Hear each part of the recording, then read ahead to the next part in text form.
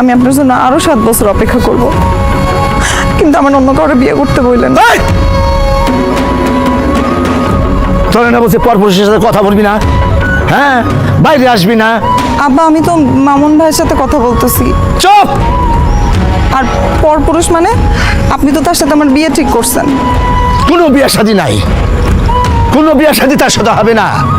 সে ফকির, 7 বছর প্রবাসে ছিল, একটা টাকাও সে রাখতে পারে নাই, রাখে নাই, কোনো ক্যাশ নাই, সব দেশে পাঠাইছে। হ্যাঁ দানবীর হয়েছে, ভাই বোন আত্মীয় স্বজন তারা খাবে, তোর কি ফকিরের কাছে আমি বিয়া দিব? আব্বা কি বলতেছেন এগুলো আপনি, উল্টাপাল্টা কথাবার্তা। একটা থাপ্পড় দিয়ে তোর দাঁত ফালাই দেবো, ফাজিল জানি কথা, বাপে উল্টা পাল্টা কথা বলতেছে।